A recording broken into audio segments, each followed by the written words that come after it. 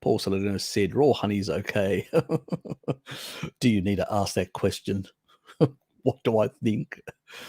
Yeah, it's probably not as bad as the glycating factor in a SAD diet. Somebody on a SAD diet would have a glycating factor of 10 to 1. But somebody on a carnivore diet, on a low carb diet, would have 7 to 1. But it's still bad. It's more glycation than glucose.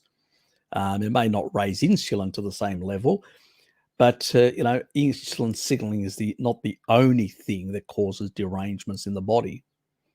So. And I think one person asked me about glycosylation. I go, yeah, we can produce through gluconeogenesis enough sugar molecules for glycosylation of proteins in the body. Like the glycans around cells and stuff like that, and the pericellular matrix in the arteries that have got little sugar molecules, that sort of glycosylation.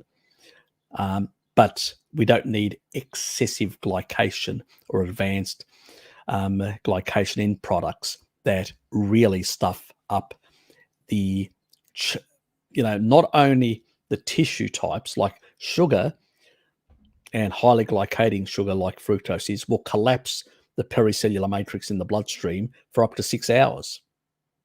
Not a good thing if you want to avoid endothelial damage and endothelial assault.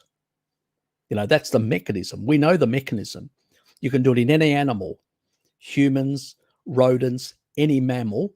You can actually put excessive amounts of glycation in, and that whole pericellular matrix will collapse, which means you've changed the charge. No longer is a negative charge, causing things to repel as they move through, because anything that's in the bloodstream has a matrix around a pericellular matrix.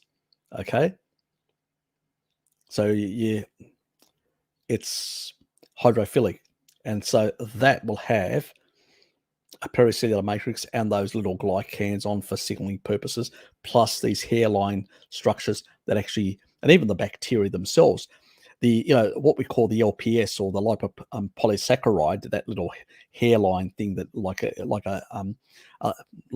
little thin, what are they called? They're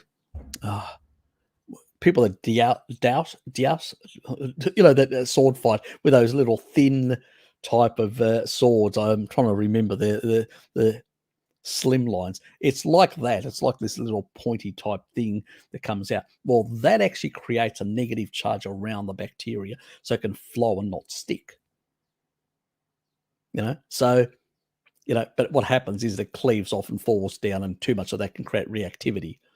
That's where, the problem lies, because they do shed this little hairline. As long as if it's in the gut, it's not a problem. In the bloodstream, it can be a problem in increasing endotoxemia, plus potentially sepsis too much. But generally speaking, that's the way the things should work. But when you put excess amounts of certain things, well, things certainly derange themselves. So seed oils are a different thing, because they cause oxidation. They damage the membranes of the walls, those bilayers of the cell walls and stuff.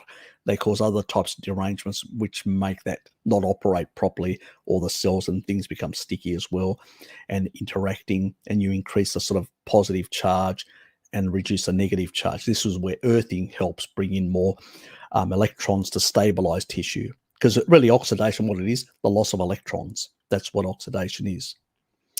So yes, and electron donors, like antioxidants, what do? They're actually adding an electron to stabilize tissue. That's what an antioxidant does. Anyway, so definitely not. And every day, no. And 300 grams of mostly fructose, because honey and fruit has a lot of fructose in it. Mostly fructose, probably 75% of it's fructose. Really, Paul? Really? Are you joking? Hope you're getting enough choline in your diet from the meat to export fat out of the liver. Hope you are. So yeah,